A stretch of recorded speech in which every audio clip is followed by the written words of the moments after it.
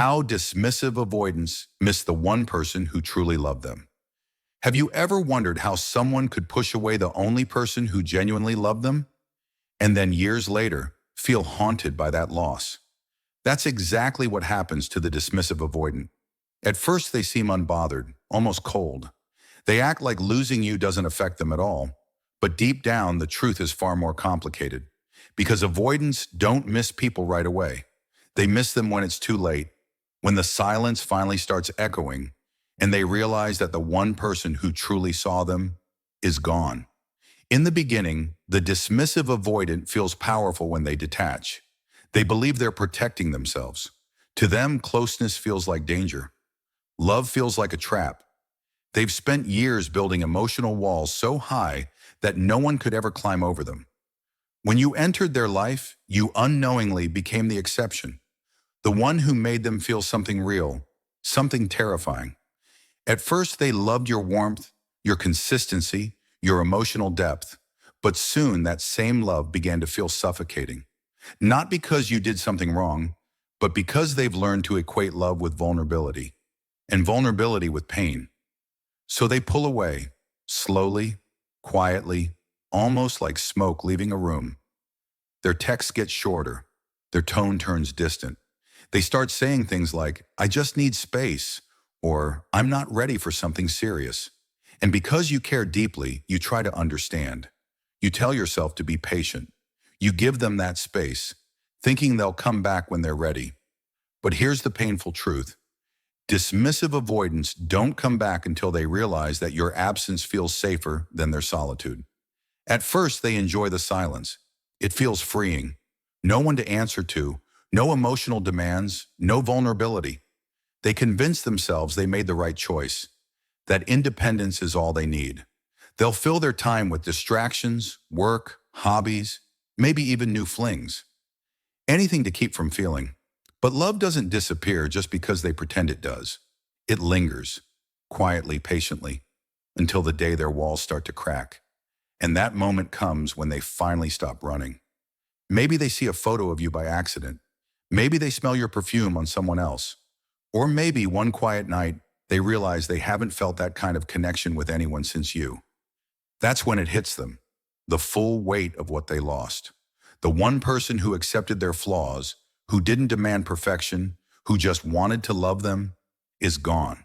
And avoidants hate this feeling. Not because they suddenly crave connection, but because losing you proves something they've tried to deny their whole lives, that they do need love. But by the time they reach that realization, you've usually moved on. You've healed, you've found your peace, and you no longer chase them. That's when the regret becomes unbearable for the avoidant. You see, dismissive avoidants don't process loss the way others do. They don't cry or call or beg. They intellectualize the pain. They analyze it. They try to convince themselves that it wasn't love, just incompatibility. But late at night, when everything is quiet, their mind replays the moments. Your laughter, your patience, your small acts of kindness. The way you looked at them as if they were worth loving. And that memory becomes their ghost. It's not that they can't find someone new. It's that no one feels like you. Because deep down, avoidants crave what they fear, emotional safety. And they had it with you but didn't recognize it until it was gone. They mistake your emotional depth for pressure, your loyalty for control, your care for dependency. But when they finally meet people who don't care, who mirror their coldness back at them, they begin to understand what you gave. There's a cruel irony in all this. The avoidant misses you the most after you stop trying. Your silence, which once gave them relief, now triggers their emptiness. Because you're no longer emotionally available, and that's when they realize they've lost something rare. You see, avoidants are drawn to emotionally giving people because those people help them feel safe, even when they pretend they don't need it. But once you detach, they lose their emotional mirror. They can't feel love, but they also can't feel like themselves. It's a strange kind of emptiness that no distraction can fill. They might try to return, subtly. Maybe they check your stories, like old photos, or send a casual text. "Hey, how have you been?" But it's never just curiosity. It's nostalgia mixed with guilt. They're hoping to feel that warmth again without having to confront their fear of intimacy. But love doesn't work that way. They can't reclaim what they refuse to nurture.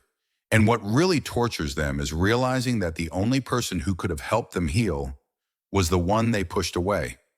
In time, they might even start to see the pattern.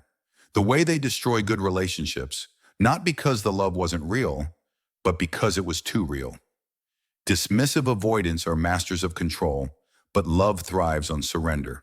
And they can't surrender without feeling unsafe. They learned often in childhood that closeness meant hurt. Maybe they had emotionally unavailable parents, or they were shamed for needing affection. So as adults, they equate independence with survival.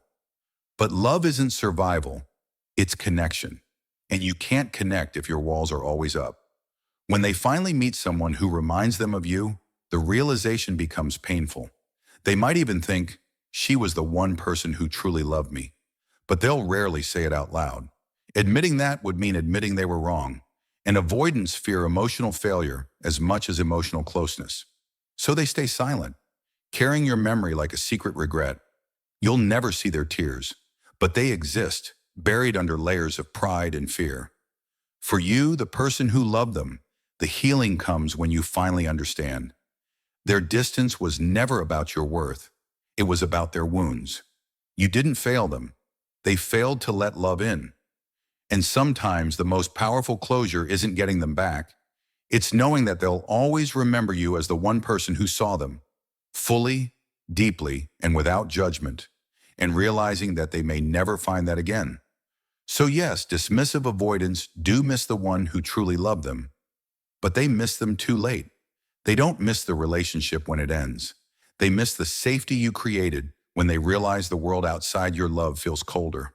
They miss the version of themselves they were with you, the version that almost believed in connection. And even if they never admit it, deep inside they know. They pushed away something irreplaceable, and maybe that's the quiet justice of it all. The same silence they once gave you now echoes back at them. Not as peace, but as emptiness. Not as freedom, but as loss. Because love, once lost by an avoidant, doesn't fade. It just sits there, waiting in the corners of their heart. A reminder that sometimes the bravest thing isn't running from love. It's allowing yourself to be loved. And if you've ever been the one who loved a dismissive avoidant, remember this. Your love wasn't wasted. It was a mirror that showed them what real intimacy feels like, even if they couldn't hold on to it. One day they'll think back and realize that the safest love they ever knew was the one they ran from. But by then, you'll have outgrown the version of yourself that kept waiting for them to change. You'll be free, not bitter, not broken, just wiser.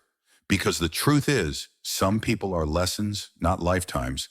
And when you finally stop chasing what won't open its heart to you, that's when you discover the love you were trying to give them was meant for you all along.